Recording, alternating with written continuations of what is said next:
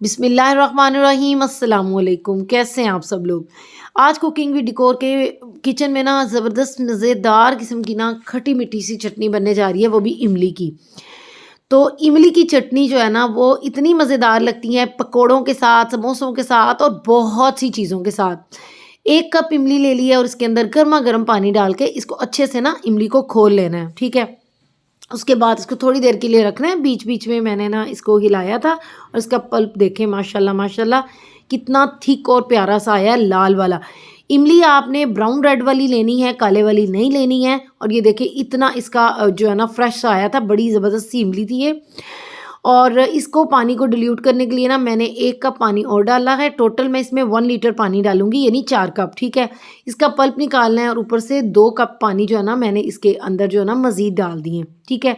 गुठलियाँ इसकी सेपरेट कर ली हैं, सारा इसका जो है ना वो पल्प निकल गया है।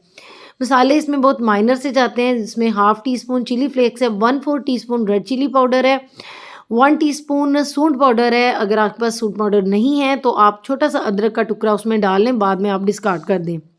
हाफ़ टी स्पून ज़ीरा पाउडर है, भुना कुटा हुआ है, और हाफ़ टी स्पून ही नमक है और हाफ़ टी स्पून ही चाट मसाला है, ठीक है। अभी जो पल्प है ना वो मैंने चढ़ा दिया है चूल्हे के ऊपर और उसके साथ मैं इसमें डाल रही हूँ शक्कर। ये मैं 1.5 कप डालूँगी शक्कर इसमें, 1 कप इमली और 1.5 कप शक्कर डालूँगी। और ये ब्राउन शुगर और चीनी भी आप डाल सकते हैं, ठीक है। ये इसमें उबाल आना शुरू हो गया। अब मैं इसमें सारे जो मसाले हैं वो डाल दूँगी और इसको पकने के लिए रख देंगे।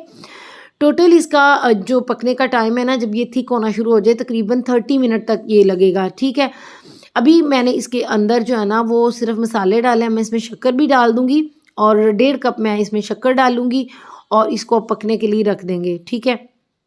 अब इसको जब ये पकी है ना, अब देखें इसका जो लिक्विड है, यहाँ बहुत इंपॉर्टेंट बात है, ज़्यादा थिक मत कर दीजिएगा। अब देखें स्पैचुला से जब ये मटेरियल लग रहा है तो रनी सा है, नीचे उतर रहा है, ठीक है, बड़ा थोड़ा सा उस पर रह रहा है। इस मौके पे आपने फ्लेम ऑफ कर देना है और जब ये ठंडी होगी ना तो माशाल्लाह से इसकी लुक देखें इतनी प्यारी और बिल्कुल परफेक्ट इसका जो है ना टेक्सचर होगा।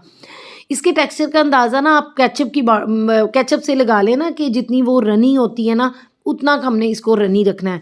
बहुत ही मज़ेदार किस्म की बनेगी। जब आप बनाएंगे आपको बहुत मज़ा आएगा। फीडबैक दीजिएगा, सब्सक्राइब कीजिएगा। अल्लाह हाफ़िज़।